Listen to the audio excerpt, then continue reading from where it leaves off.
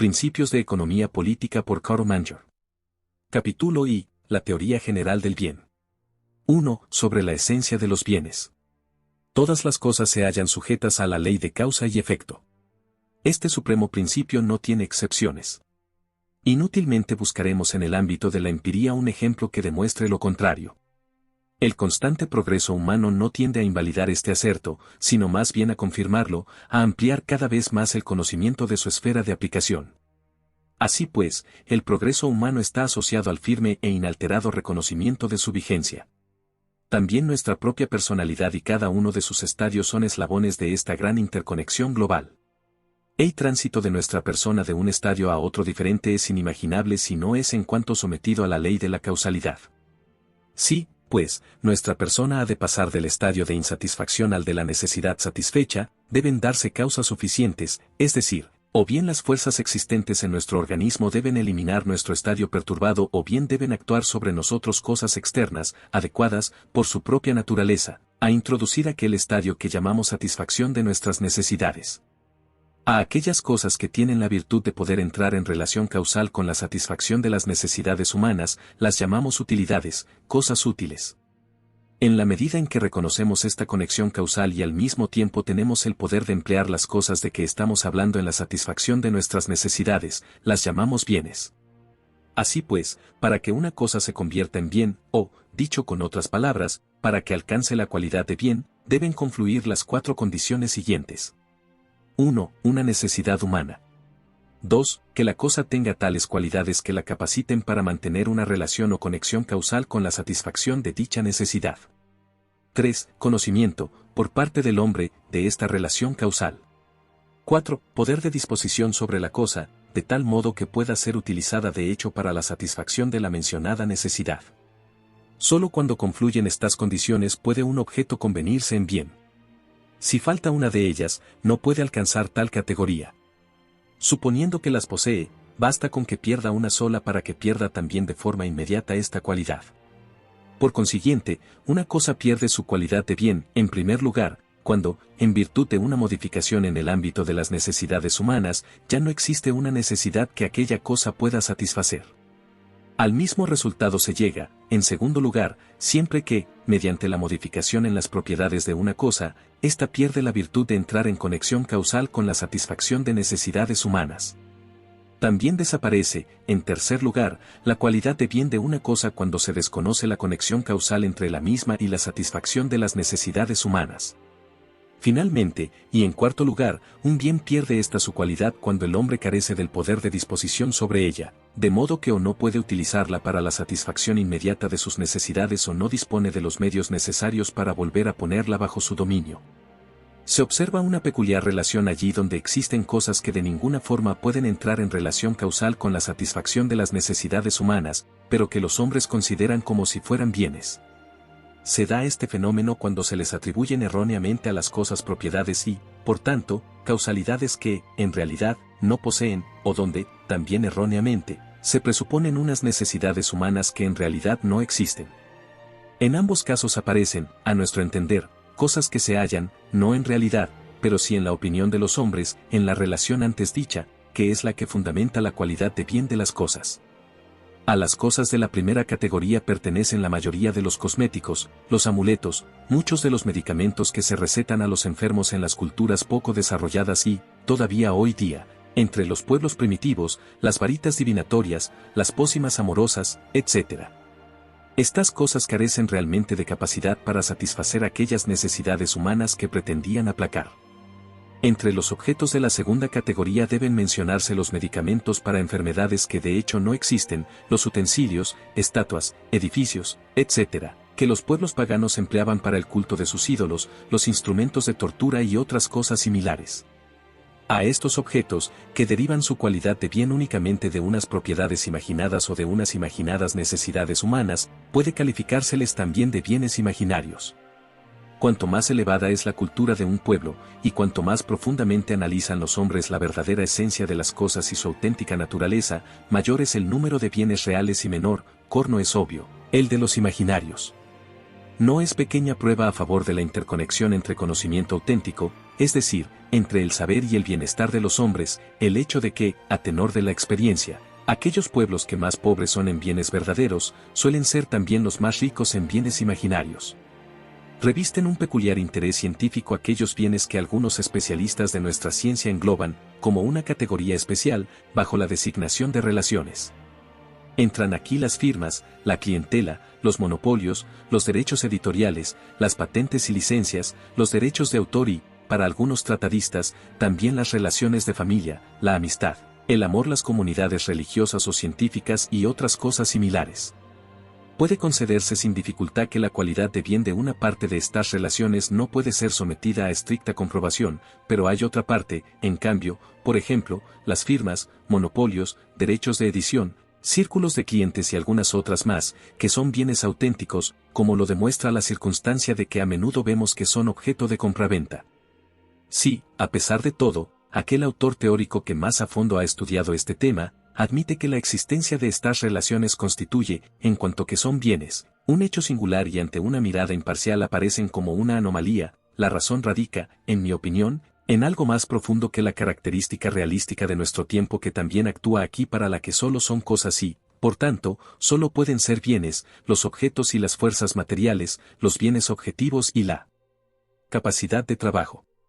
Desde una perspectiva jurídica se ha hecho notar a menudo que nuestro lenguaje no tiene una expresión para designar, en general, las acciones útiles y que solo posee la de capacidad o rendimiento laboral. Ahora bien, existe toda una serie de acciones e incluso de simples omisiones que, aunque no pueden denominarse capacidad laboral, pueden ser de suma utilidad para unas determinadas personas y tener incluso un considerable valor económico. El hecho de que una persona haga sus compras en mi tienda o contrate mis servicios de abogado no es, indudablemente, un rendimiento laboral de esta persona, pero sí es una acción beneficiosa para mí. La circunstancia de que un médico acomodado que vive en una pequeña localidad, en la que ya hay otro médico, haya dejado el ejercicio de la medicina, no puede, evidentemente, calificarse de rendimiento laboral del primero, pero sí es una omisión sumamente útil para el segundo, que de este modo detenta un monopolio práctico. La eventualidad de que un número mayor o menor de personas, por ejemplo, un número de clientes, ejercite habitualmente en beneficio de un individuo determinado, por ejemplo, un tendero, unas acciones beneficiosas, no modifica en nada la naturaleza de estas últimas. Tampoco el hecho de que algunos o todos los habitantes de un lugar o respectivamente de un estado omitan, en beneficio de una persona concreta, unas acciones, ya sea voluntariamente o mediante imposición jurídica, monopolios naturales o jurídicas, derechos de edición, protección del mercado, etc., modifica en nada la naturaleza de estas omisiones útiles. Lo que en el lenguaje normal se llama círculo de clientes, público, monopolios, etc., son, considerado desde el punto de vista económico, acciones útiles o, como se ve por el ejemplo de las firmas, conjuntos de bienes objetivos, rendimientos laborales y otras acciones y respectivamente omisiones beneficiosas.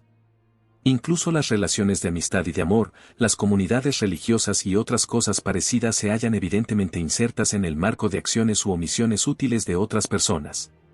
Sí, al mismo tiempo, estas acciones y omisiones útiles son del género de aquellas sobre las que podemos disponer, como, por ejemplo, los círculos de clientes, las firmas, los derechos monopolistas, etc. Entonces no existe razón alguna que nos impida reconocerles la cualidad de bienes, sin tener que recurrir a los oscuros conceptos de relaciones ni contraponerlas, como una categoría especial, a los bienes restantes. Creo, más bien, que la totalidad de los bienes pueden englobarse en las dos categorías de bienes objetivos, incluidas todas las fuerzas de la naturaleza, en la medida en que son bienes y acciones, y respectivamente omisiones, humanas útiles, de entre las que las más importantes son las capacidades o rendimientos laborales. 2. Sobre la conexión causal de los bienes. Es, a mi parecer, de la máxima importancia que en nuestra ciencia se tengan claras ideas sobre la conexión causal de los bienes.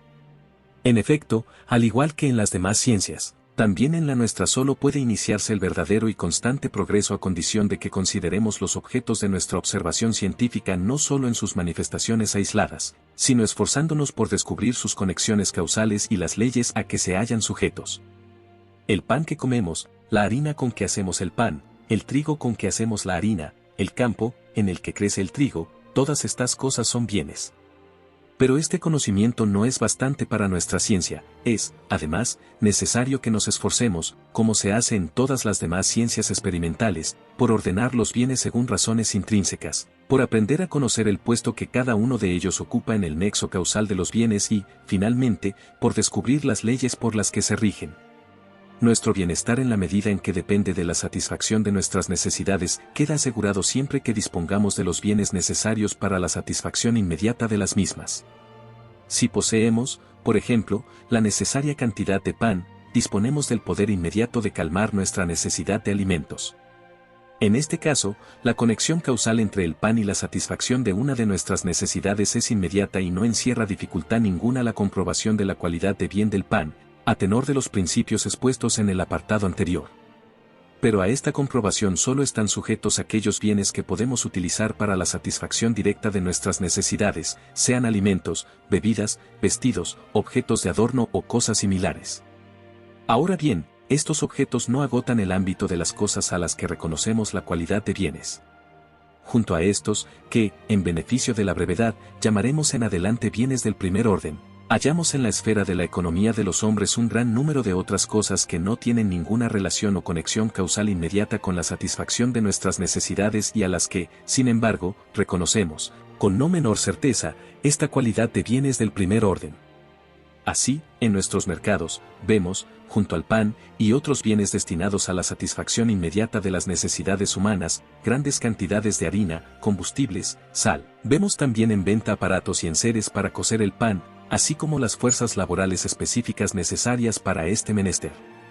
Todas estas cosas, o al menos la mayor parte de ellas, carecen de capacidad para dar satisfacción inmediata a las necesidades humanas. Pues, en efecto, ¿qué necesidad humana puede satisfacerse inmediatamente con el trabajo específico de un mozo de tahona, con los preparativos de un plato o con unos puñados de harina molida? Sí, a pesar de todo, estas cosas son tratadas en la economía humana como bienes, al igual que los bienes del primer orden, la razón es que sirven para la producción del pan y de otros bienes del primer orden. Y aunque no pueden satisfacer inmediatamente las necesidades humanas, pueden hacerlo de forma inmediata. Lo mismo sucede con millares de otras cosas, que sin tener la cualidad de proporcionar la satisfacción inmediata de las necesidades humanas, sirven para la producción de bienes del primer orden y para insertarse, por tanto, en una relación causal inmediata respecto de la satisfacción de tales necesidades. Esto equivale a decir que la relación que fundamenta la cualidad de bien de estas y otras cosas similares, que llamamos bienes de segundo orden, es, en razón de su esencia, la misma que la de los bienes del primer orden, ya que la diferencia que se da entre estos últimos, cuya relación causal respecto de la satisfacción de nuestra necesidad es inmediata, y la de los bienes del segundo orden con relación causal inmediata no afecta para nada a la esencia de aquella relación, porque el presupuesto de la cualidad de bien se halla en la relación causal, pero no necesariamente en el nexo causal inmediato entre las cosas y la satisfacción de las necesidades humanas. Sería fácil probar que tampoco con estos bienes se cierta ya el círculo de las cosas a las que reconocemos la cualidad de bien y que, para no salir de los ejemplos antes mencionados, los molinos, el trigo, el centeno, los trabajos necesarios para la producción de la harina, etc., son bienes de tercer orden. Los campos de cereales, así como los aperos y las instalaciones necesarias para su cultivo y los trabajos específicos de los campesinos son bienes de cuarto orden. Confío, con todo, en que haya quedado ya suficientemente claro el pensamiento que intentamos expresar en estas líneas. Ya hemos visto en el apartado anterior que la relación causal de una cosa con la satisfacción de las necesidades humanas es una de las condiciones requeridas para poseer la cualidad de bien. La idea que hemos pretendido exponer en esta sección puede sintetizarse diciendo que no es condición necesaria para la cualidad de bien de una cosa que pueda establecerse una relación causal inmediata entre ella y la satisfacción de las necesidades humanas. Pero también se ha demostrado al mismo tiempo que entre los bienes que se hallan en relación inmediata con la satisfacción de estas necesidades existe una diferencia que no afecta, desde luego, a la esencia de la cualidad de bien en el sentido de que mientras unas tienen una relación causal más cercana con la satisfacción de nuestras necesidades, en otras esta relación es más distante. Por esta razón, hemos distinguido bienes del primer orden, del segundo del tercero, del cuarto, y así sucesivamente. No es, con todo, menos necesario precavernos ya desde el principio de una errónea interpretación de cuanto hemos venido diciendo. Ya hemos insinuado, al hablar de la cualidad de bien, que no se trata de una cualidad innata de las cosas. Esta misma idea debemos recordar ahora, al hablar del orden que puede tener un bien en el nexo causal de los bienes. Este orden indica tan solo que un bien contemplado desde la perspectiva de una determinada utilización del mismo tiene una relación causal unas veces cercana y otras más distante respecto de la satisfacción de una necesidad humana, y que no se trata, por tanto, de una propiedad inserta en el bien.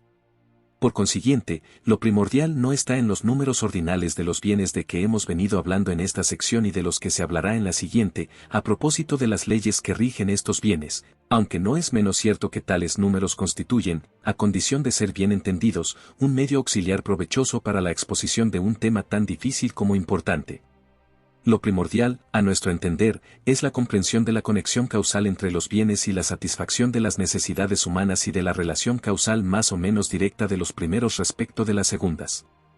3. Las leyes a que se hallan sujetos los bienes en su calidad de tales.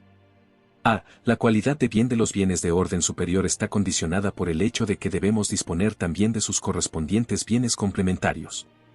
Si disponemos de bienes del primer orden, podemos utilizarlos directamente en la satisfacción de nuestras necesidades. Si disponemos de bienes del segundo orden, podemos transformarlos en bienes del primero y emplearlos, de esta manera intermedia, con idéntica finalidad. Cuando disponemos de bienes del tercer orden, podemos transformarlos en bienes del segundo y estos en bienes del primero, de tal modo que también aquellos del orden tercero pueden servir, a través de varios pasos intermedios, para satisfacer nuestras necesidades. Lo mismo puede decirse de todos los bienes de órdenes más altos, cuya cualidad de bien es indiscutible, a condición y en la medida en que podamos utilizarlos en aquella satisfacción. Esta última circunstancia entraña, de todas formas, una limitación de no escasa importancia. Carecemos, en efecto, del poder de utilizar un solo bien de un orden superior en la satisfacción de nuestras necesidades, si no disponemos a la vez de los restantes bienes, complementarios, de órdenes superiores. Supongamos, por ejemplo, que un individuo no tiene inmediatamente pan, pero sí todos los bienes necesarios del segundo orden para producirlo. En tal caso, es indudable que tiene en su mano el poder de satisfacer su necesidad de alimentos.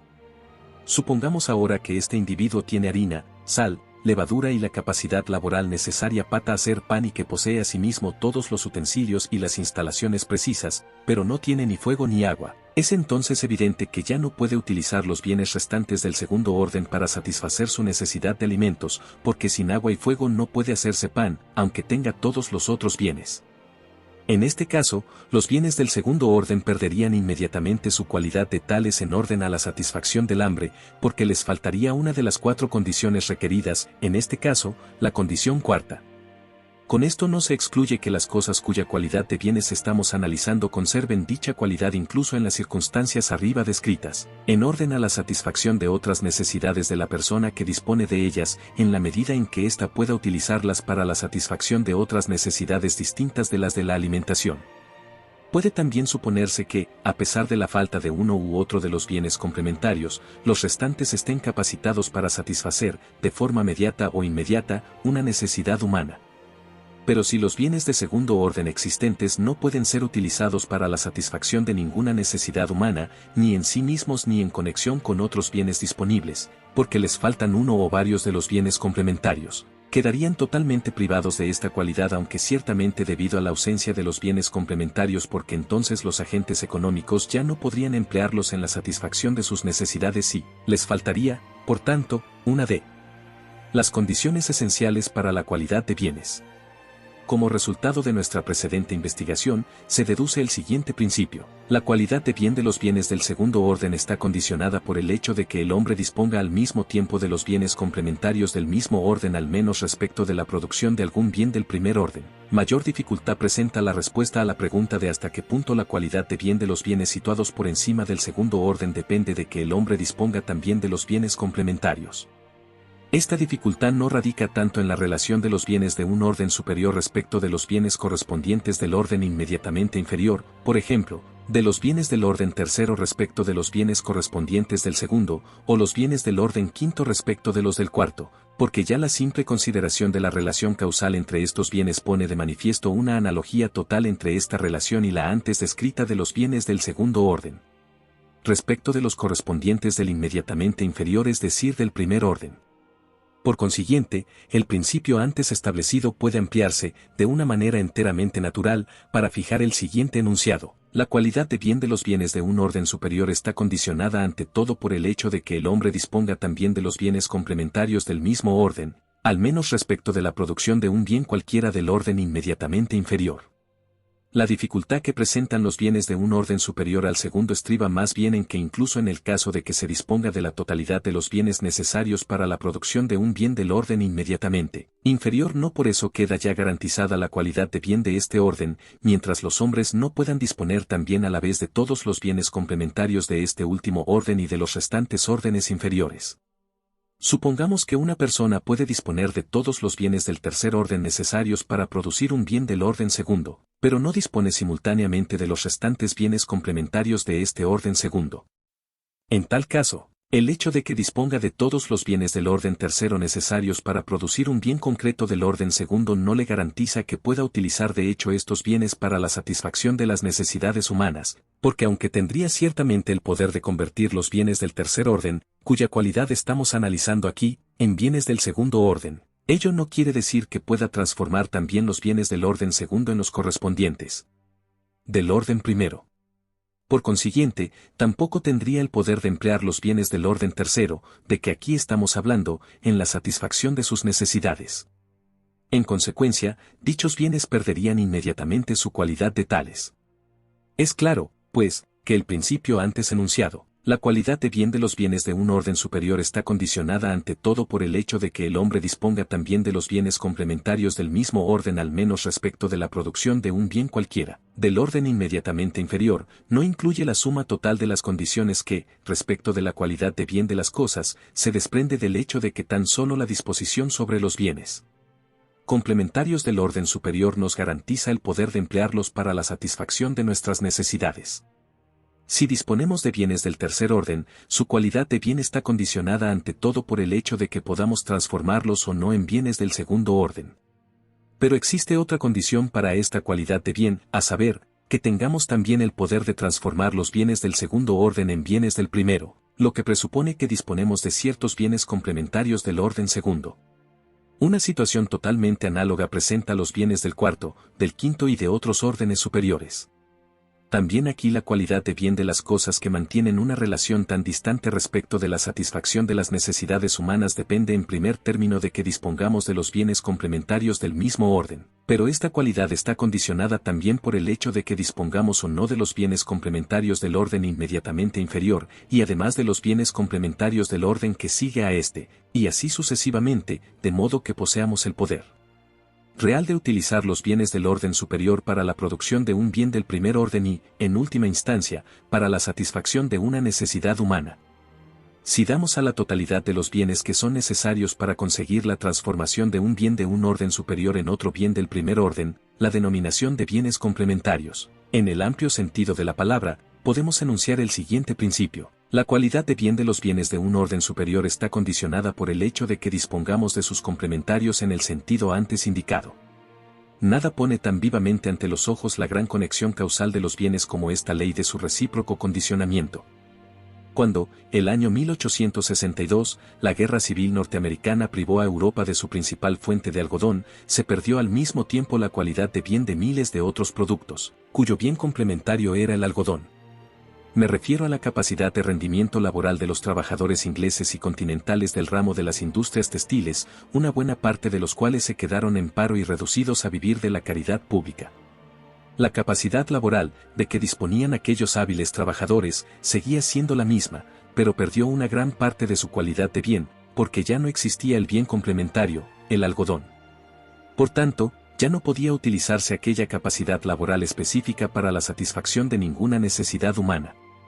Esta capacidad recuperó su cualidad de bien apenas pudo disponerse de nuevo del algodón necesario, en parte por acelerada importación desde otros lugares y en parte por compra en su antigua fuente de aprovisionamiento, una vez finalizada la mencionada contienda. A la inversa, no pocas veces los bienes pierden esta cualidad debido a que los hombres carecen de la capacidad laboral requerida respecto de los bienes complementarios.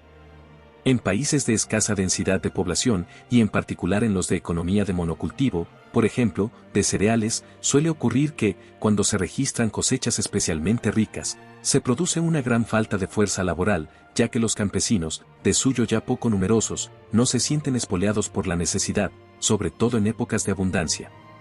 A esto se añade que los trabajos de la recolección deben realizarse en muy poco tiempo, en razón del monocultivo. En estas circunstancias, por ejemplo, en las fértiles llanuras de Hungría, cuando la necesidad de fuerza laboral es muy grande y se concentra en un corto espacio de tiempo, las fuerzas laborales disponibles no bastan, de modo que suelen pudrirse en los campos grandes cantidades de cereal. La razón es que no existen los bienes complementarios respecto de los frutos agrícolas, es decir, las fuerzas laborales necesarias para cosecharlos, y, por tanto, aquellos frutos pierden su cualidad de bienes. Cuando las relaciones económicas de un pueblo estén altamente evolucionadas, los diferentes bienes complementarios de un orden superior suelen distribuirse entre diversas personas. Los productores de un determinado artículo acostumbran a dirigir sus negocios de forma mecánica, mientras que los productores de los bienes complementarios tampoco suelen advertir que la cualidad de bien de las cosas que producen o elaboran está condicionada por la existencia de otros bienes que no se hallan en su poder. Surge así el error de que a los bienes de orden superior se les atribuye la cualidad de bien en sí mismos y sin tener en cuenta la presencia de sus bienes complementarios.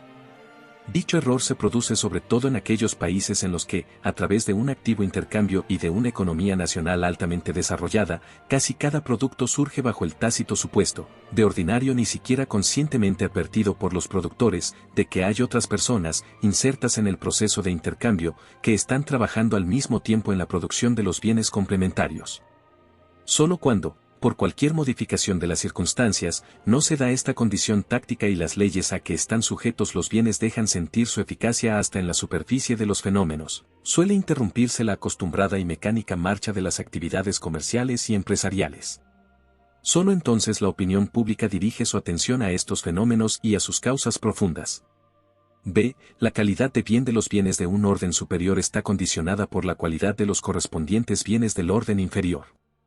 El análisis de la esencia y de la conexión causal de los bienes expuesto en las dos primeras secciones nos lleva al conocimiento de una nueva ley, a la que se hallan sujetos los bienes en cuanto tales, es decir, prescindiendo de su carácter económico. Hemos mostrado que la presencia de necesidades humanas es un presupuesto o condición esencial de la cualidad de bien y que en el caso de que desaparezcan totalmente aquellas necesidades a cuya satisfacción está causalmente ordenado un bien, sin que surjan en su lugar nuevas necesidades de dicho bien, éste pierde inmediatamente su cualidad de tal. A tenor de cuanto hemos venido diciendo sobre la esencia de los bienes, es evidente que los bienes del primer orden pierden inmediatamente esta cualidad en el momento mismo en que desaparecen las necesidades a cuya satisfacción se ordenaban, sin que surjan nuevas necesidades de estos bienes. Ampliemos la pregunta, incluyendo en ella la totalidad de los bienes que tienen un nexo causal con la satisfacción de una necesidad humana, y preguntémonos cuál es la repercusión de la ausencia de esta necesidad sobre la cualidad de bien de los bienes de órdenes superiores que tienen una relación causal con la satisfacción de dicha necesidad. Supongamos que, en virtud de una modificación en los gustos generales de los hombres, queda completamente eliminada la costumbre de fumar y que desaparecen al mismo tiempo todas las restantes necesidades para cuya satisfacción se requerían actividades relacionadas con la elaboración del tabaco. Es indudable que en tal caso perderían su cualidad de bien todas las plantaciones de tabaco, en todas y cada una de sus variedades. ¿Qué ocurriría entonces con los bienes correspondientes de un orden superior? ¿Qué ocurriría con las hojas de tabaco sin elaborar, con los aparatos y las instalaciones necesarias para la fabricación de los distintos tipos de labores, con las fuerzas laborales especializadas en la fabricación, en una palabra, con la totalidad de los bienes de segundo orden puestos al servicio de la producción del tabaco de que antes disfrutaban los hombres?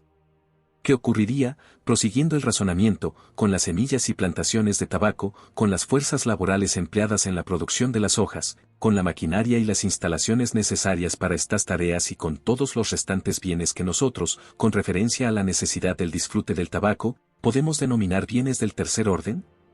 ¿Y qué ocurriría, en fin, con los correspondientes bienes del cuarto, del quinto y de otros órdenes superiores? Ya hemos visto que la cualidad de bien de una cosa está condicionada por el hecho de que pueda establecerse una conexión causal entre ella y la satisfacción de las necesidades humanas. Hemos visto también que el nexo causal inmediato entre el bien y la satisfacción de una necesidad no es en modo alguno presupuesto necesario de la cualidad de bien de una cosa, sino que más bien hay un gran número de cosas cuya cualidad de bien se deriva sencillamente de que se encuentran en una conexión causal más o menos inmediata con la satisfacción de las necesidades humanas. Es, pues, evidente que la presencia de necesidades humanas que satisfacer es presupuesto esencial de todas y cada una de las cualidades de bien.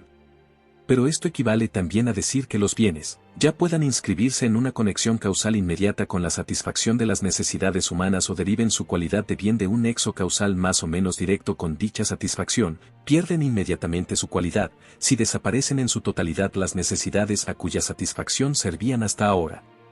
Es, en efecto, patente que al desaparecer las necesidades desaparece también a la vez el fundamento total de aquella relación sobre la que, como hemos visto, se basa la cualidad de bien de las cosas. Si desaparecieran todas las enfermedades para cuyo remedio se emplea la quinina, esta sustancia dejaría de ser un bien, porque ya no existiría aquella necesidad con cuya satisfacción mantenía una relación causal. Ahora bien, la desaparición de la finalidad de la utilización de la quinina tendría como consecuencia que también una gran parte de los bienes correspondientes del orden superior perderían su cualidad de bien. Los habitantes de los países productores de quinina, que hasta entonces habían obtenido su sustento a través de la búsqueda y el descortezamiento de los árboles de la quina, descubrirían de pronto que perdían su cualidad de bien no solo sus provisiones de quinina, sino, obviamente, también sus árboles de la quina, los instrumentos y las instalaciones utilizadas en la producción de quinina y, sobre todo, las fuerzas laborales específicas con las que se habían venido procurando hasta ahora el sustento, ya que, en virtud de la modificación de las circunstancias, todas estas cosas dejan de tener una relación causal con la satisfacción de necesidades humanas. Si una modificación de los gustos eliminara totalmente la costumbre de fumar, la consecuencia sería no solo que perderían su cualidad de bien todas las reservas de tabaco de que disponen los hombres, en la forma en que suelen cultivarlo, sino que se producirían repercusiones de más amplio alcance, que incluirían la pérdida de la cualidad de bien de las hojas sin elaborar, de las máquinas e instalaciones empleadas exclusivamente en su elaboración, de las fuerzas laborales dedicadas a esta actividad, de las provisiones de semillas de la planta, etc. Los trabajos, hoy también remunerados, de los agentes de Cuba, Manila, Puerto Rico y otras zonas, que han desarrollado una especial habilidad para valorar la calidad del tabaco y las compras del mismo, dejarían de ser un bien, no menos que los trabajos específicos de numerosas personas empleadas en la fabricación de puros tanto en aquellos lejanos países como en Europa. Perderían también su cualidad de bien los numerosos libros, de tanta utilidad para las tareas prácticas, sobre las plantaciones y la industria del tabaco. Las ediciones se cubrirían de polvo en los almacenes, carentes de posibilidades de venta. Y no es esto todo. Perderían también su condición de bienes las cajetillas de tabaco, las cigarreras, todos los tipos de pipas y sus fábricas, etc. Este fenómeno, al parecer tan complicado, tiene su sencilla explicación en el hecho de que todos los bienes antes mencionados deben su cualidad de tales a su conexión causal con la satisfacción de la necesidad humana del disfrute del tabaco. Al desaparecer esta necesidad se elimina uno de los fundamentos en que se asienta la cualidad de bien. No pocas veces los bienes del primer orden y casi siempre los de los órdenes superiores derivan su cualidad de bien no solo de una relación causal aislada, sino de varias, más o menos numerosas, respecto de la satisfacción de necesidades humanas. En este último caso, su cualidad de bien no se pierde porque desaparezca una o incluso varias de las necesidades que satisfacen.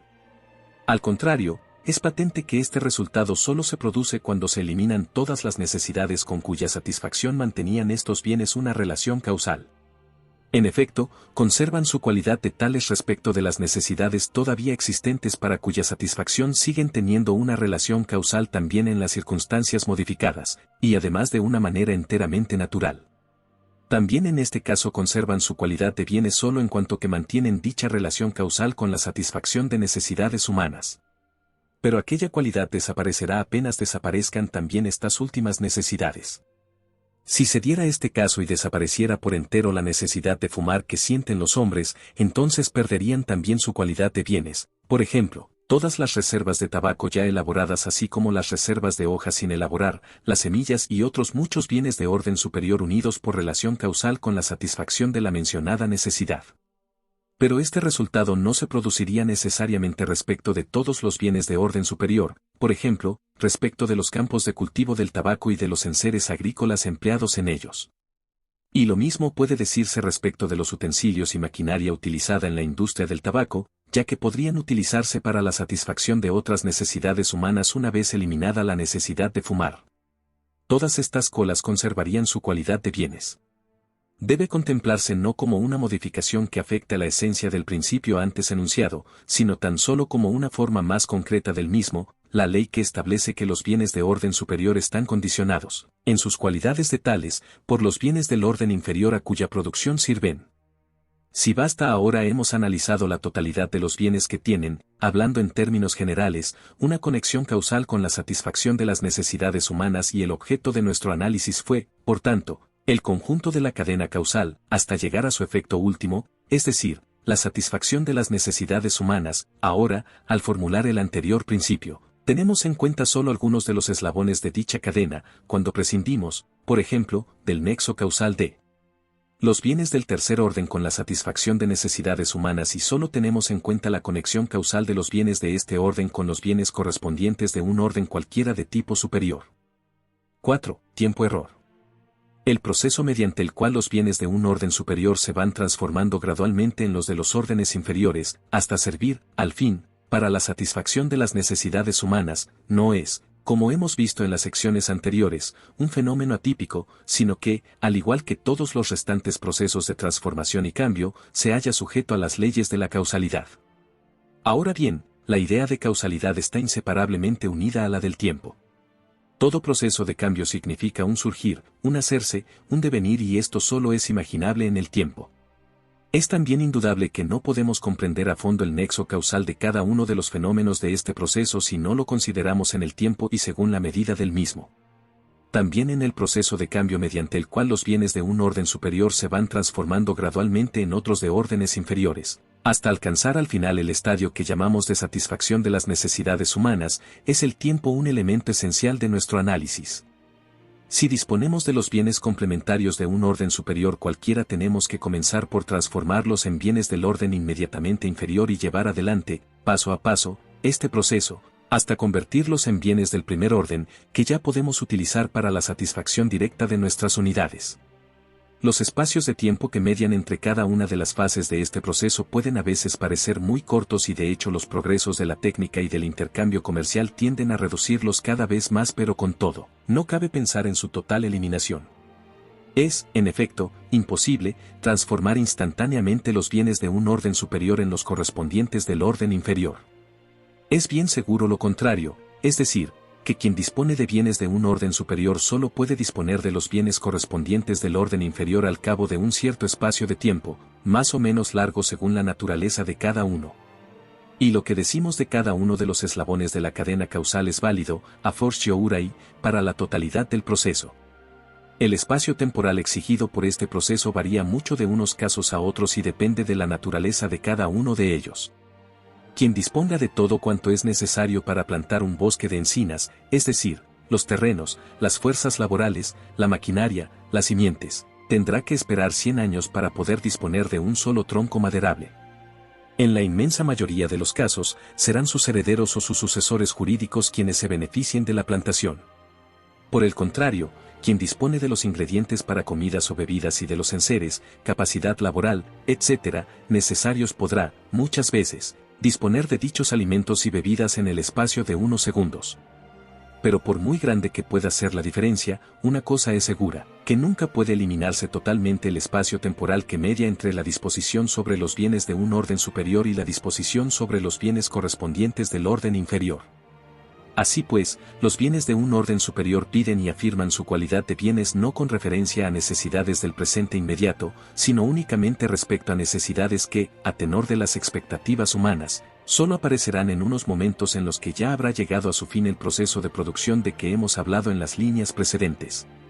De acuerdo con lo dicho, es seguro que siempre que tengamos a la vista un determinado objetivo de uso, la disposición sobre bienes de un orden superior se distingue de los correspondientes bienes del orden inferior ante todo porque podemos hacer el correspondiente uso de estos últimos inmediatamente, mientras que los primeros entrañan un nivel anterior en el proceso de la formación del bien y, por tanto, solo podemos transformarlos en uso inmediato al cabo de un cierto periodo de tiempo, más o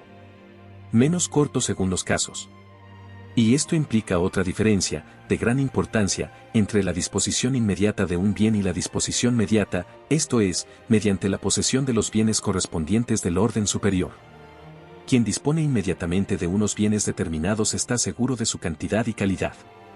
Quien dispone de dichos bienes solo de un modo mediato, es decir, mediante la posesión de los correspondientes bienes del orden superior, no puede determinar con la misma certeza la cantidad y calidad de los bienes de orden inferior, sobre los que solo puede disponer al final del proceso de producción de bienes. Quien tiene 100 selemines de grano dispone de estos bienes, por lo que hace a la cantidad y calidad, con aquella seguridad y certeza que ofrece la posesión inmediata de bienes. Quien, por el contrario, posee una extensión de terreno, y de las semillas, abonos, fuerzas laborales y aperos agrícolas, etc., de los que de ordinario cabe esperar una cosecha de 100 selemines de grano, se enfrenta con la eventualidad de obtener una cantidad mayor de cereal, pero también una cantidad menor. Ni siquiera puede excluirse la posibilidad de una pérdida total de lo sembrado. Se encuentra, además, expuesto a una cierta inseguridad respecto de la calidad del producto. Esta inseguridad respecto de la cantidad y la calidad del producto, cuando se poseen los bienes correspondientes del orden superior, es más o menos grande según las diferentes ramas de la producción. Quien dispone de los materiales, instrumentos y fuerzas laborales necesarios para fabricar zapatos puede determinar con bastante seguridad, a partir de la cantidad y calidad de estos bienes de orden superior de que dispone, la calidad y cantidad de los zapatos que tendrá al final del proceso de producción. Quien dispone en cambio de un terreno apto para el cultivo de colzas y de los correspondientes aperos agrícolas, así como de la necesaria fuerza laboral, de la simiente, abonos, etc., no puede hacerse una idea exacta de la cantidad de frutos oleosos que cosechará al final del proceso de producción, ni tampoco de su calidad. Aún así, en ambos aspectos su inseguridad es menor que la de un cultivador de lúpulo, un cazador o un pescador de perlas. Pero por grande que sea la diferencia entre las diversas ramas de producción y a pesar de la creciente tendencia de nuestra cultura a aminorar la incertidumbre de que venimos hablando, no es menos cierto que se da un cierto grado de inseguridad mayor o menor según los casos respecto de la cantidad y la calidad del producto que se obtendrá al final de todo proceso y toda rama de la producción. La razón última de este fenómeno se halla en la peculiar posición del hombre respecto del proceso causal que llamamos producción de bienes. Los bienes de un orden superior se transforman, siguiendo las leyes de la causalidad, en bienes del orden inmediatamente inferior y estos en el siguiente hasta llegar a convertirse en bienes del primer orden y, finalmente, alcanzar aquel estado que llamamos satisfacción de las necesidades humanas. Los bienes del orden superior son los elementos más importantes de este proceso causal, pero no constituyen la totalidad del mismo.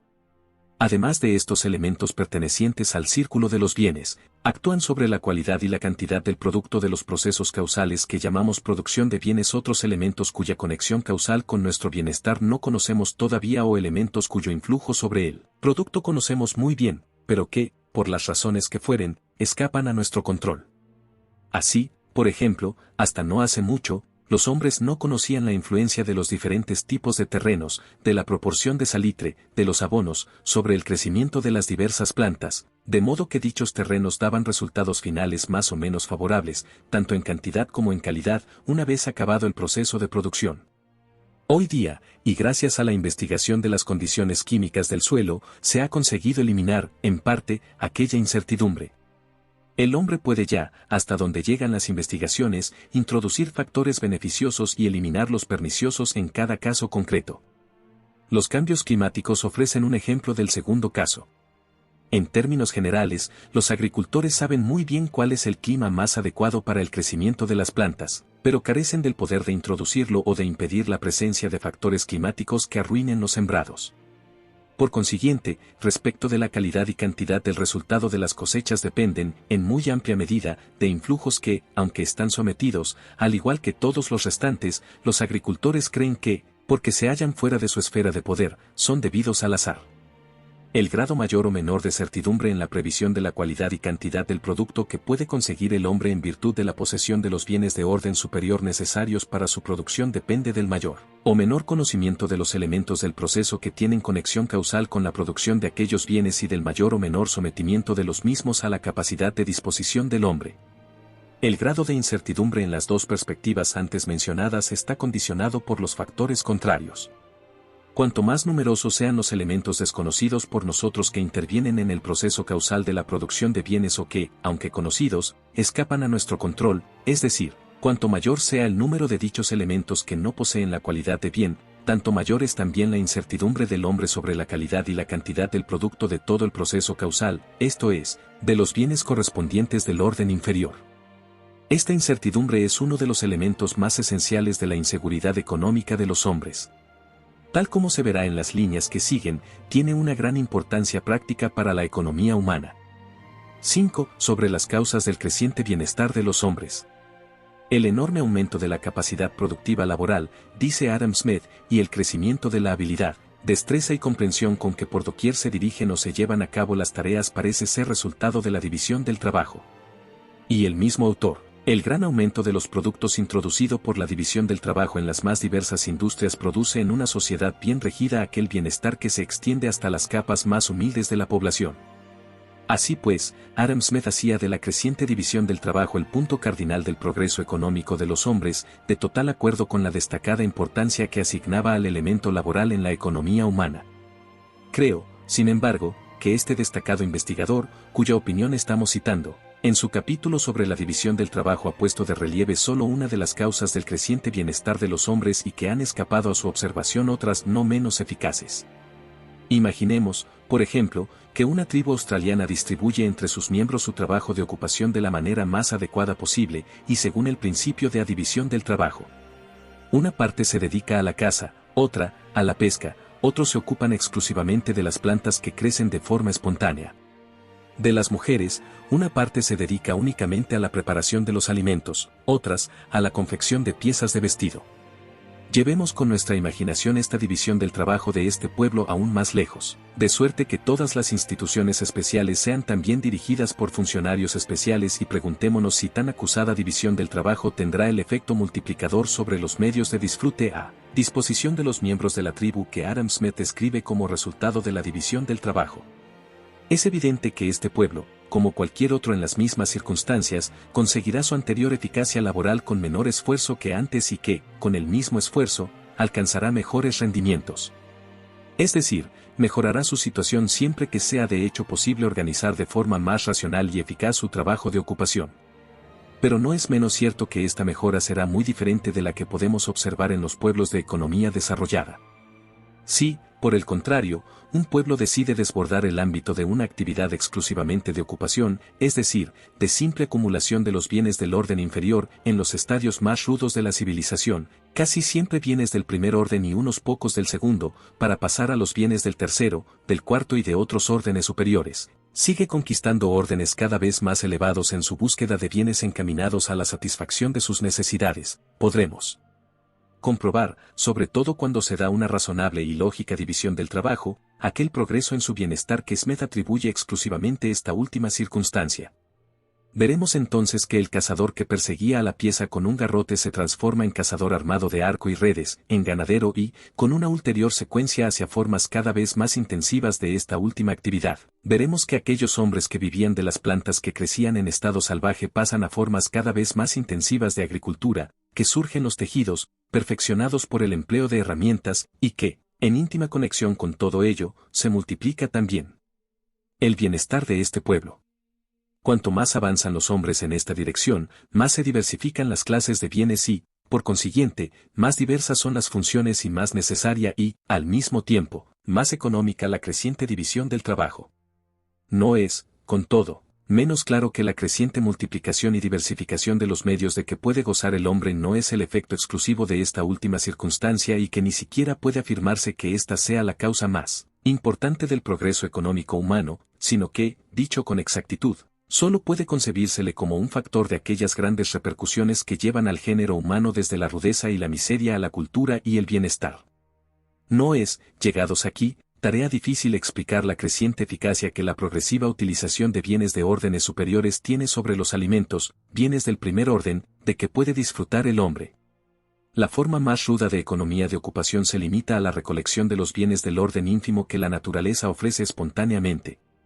Los hombres en cuanto sujetos económicos, no ejercen ninguna influencia en la producción de los mismos. Su nacimiento y desarrollo no depende ni de la voluntad ni de la necesidad humana.